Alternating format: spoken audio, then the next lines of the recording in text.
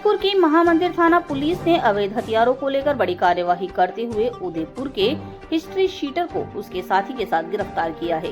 आरोपी एक history sheeter की मर्डर की प्लानिंग कर रहे थे। आरोपियों के कब्जे से 3 पिस्टल, 2 कारतूस और एक क्रेटा कार भी जब्त की गई है। इस पूरे मामले को लेकर पुलिस कमिश्नर ओम प्रकाश ने जानकारी दी। कमिश्नर ने बताया कि जोधपुर की पुलिस संगठित अपराधियों को चिन्हित करके उन पर कार्यवाही कर रही है। पुलिस को सूचना मिली कि कुछ आपराधिक तत्व यहां घूम रहे हैं। डीसीपी पीडी नित्या की मॉनिटरिंग में इस सूचना को बीट कांस्टेबल प्रकाश ने डेवलप किया। इसके आधार पर नरेश और अमन वाल्मीकि को गिरफ्तार किया गया है। गिरफ्तार उदयपुर के हिस्ट्री शीटर नरेश के खिलाफ 33 मामले दर्ज हैं। उसकी गिरफ्तारी पर 50,000 रुपए का इनाम भी उदयपुर में पुलिस द्वारा घोषित किया गया था। उसे 3 पिस्टल, 2 कारतूस और एक क्रेटा के साथ पकड़ा गया है। इसके साथ ही अमन को भी पकड़ा गया। इसके खिलाफ 6 मुकदमे दर्ज हैं। इनके खिलाफ 111 की धारा लगाई गई है।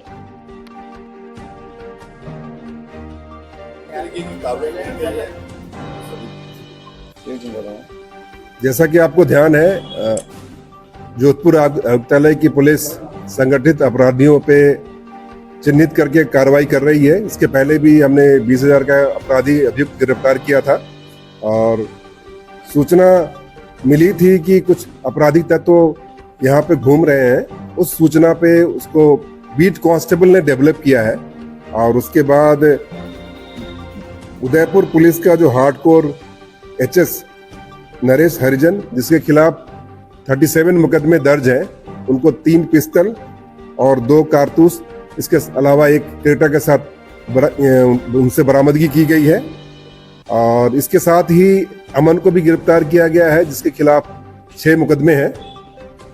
इनमें 111 की धारा लगाई गई है, जो संगठित अपराधियों के खिलाफ लगाई जाती है।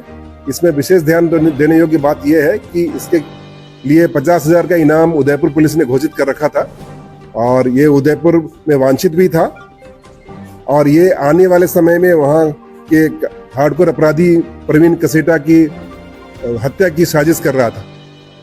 जहां तक जोधपुर का सवाल है, जोधपुर में जहां जहां पे ये रहा है, उस संबंध में जिन जिन लोगों के संपर्क में रहा है, उनकी जानकारी इकट्ठा की जा रही है। आपको बता दें, कुछ दिनों तक यहाँ पे शमशान घाट में भी रह रहा था और शमशान घाट में ही इसकी गतिविधि जब अवांछित लगी तो उसको फॉलो किया गया और यहाँ तक हम पहुंचे हैं। आपके पास कोई सवाल हो तो उसका सवाल।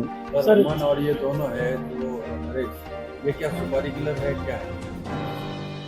नरेश का पहले हार्डकोर अपराधी रहा है और इसका क्रिमिनल बैकग्राउंड रहा है। ये मर्डर के मुकदमे में भी जेल जा चुका है और आने वाले समय में भी ऐसा कृत्य करने की पूरी संभावना थी, जो कि अपने पूछताछ में इसने बताया है। जहां तक अमन का सवाल है, अमन के खिलाफ भी 6 मुकदमे हैं और उसमें भी मारपीट के मुकदमे हैं। तो सारे तथ्यों का अन्वेषण कर रहे हैं और कड़ी से कड़ी मिला रहे हैं, परंतु अभी तक जोधपुर में इनके संपर्कों के संबंध में ऐसी कोई सूचना हमें प्राप्त नहीं हुई है। सर, जिसकी हत्या करने वाला था उसका क्या बैकग्राउंड है, कौन है? ये अंबा माता थाने का एचएस है और वहाँ भी उसके खिलाफ भी मुकदमा दर्ज है। जोधपुर पुलिस को इस संबंध में सूचित कर दिया गया। सर, जोधपुर में इन्होंने क्यों अपना बेस कैंप बना रखा था? यहाँ तो क्या कोई सेफ हाउस लगा इनको क्या? इनका कहना है कि अपनी बेटी की शादी के संबंध में यहाँ पे आया था और कुछ दिनों से यहाँ पे रह रहा था। जब पूरा अन्वेषण होगा और पूरे कॉल डिटेल निकाले जाएंगे और तथ्यों का अन्वेषण किया जाएगा, तभी हम किसी कंक्लूजन में पहुंच पाएंगे। परंतु जिन लोगों के संपर्क में रहा है, सबसे पूछताछ जारी है। अभी कोई ऐसा तथ्य सामने नहीं आया है कि जोधपुर में कोई वारदात करने की फिराक में। किसी गैंग से जुड़े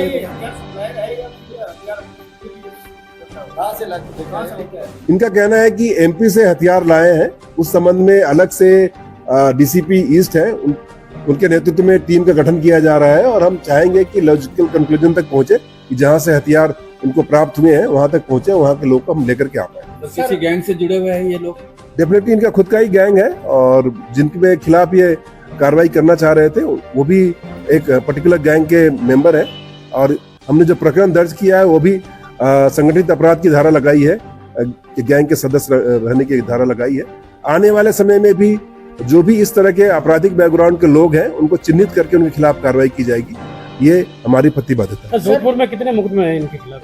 जोधपुर में इनका प्रकरण नहीं है। सर, ये हथियार किस टाइप के पकड़े गए? 9mm पिस्टल टाइप है या और भी कुछ? मैं कह सकता हूँ ये पिस्टल है। जब एफएसएल जाएगी और सारी जांचें होंगी तथ्य सामने आएंगे। हमने तो सीज कर लिए हैं और एफएसएल भेजेंगे। इस संबंध में अन्वेषण जब पूरा अपनी कंक्लूजन पे पहुंच जाएगा तभी उस तथ्य को बता सकते हैं। Thank you. आपने कहा सर कुछ दिन उन्होंने शमशान में डेरा डाला, तो जोधपुर में इन्होंने और कहाँ लोकेशन कई दिनों से जैसे आप बता रहे थे कि रह रहे हैं, तो कहाँ ये लोकेशन? इनका कहना है कि कुछ विशेष स्थान पे गए, जो पर्यटक स्थान है वहां पे गए, उनको हम वेरीफाई कर रहे हैं और डेफिनेटली जहां जिन लोगों के संपर्क में रहे हैं, जिन जगहों पे गए हैं उसको 100% वेरीफाई करेंगे और कोई ऐसा तथ्य आएगा तो डेफिनेटली उसको उनके खिलाफ भी कार्रवाई करेंगे। थैंक यू, शुक्रिया।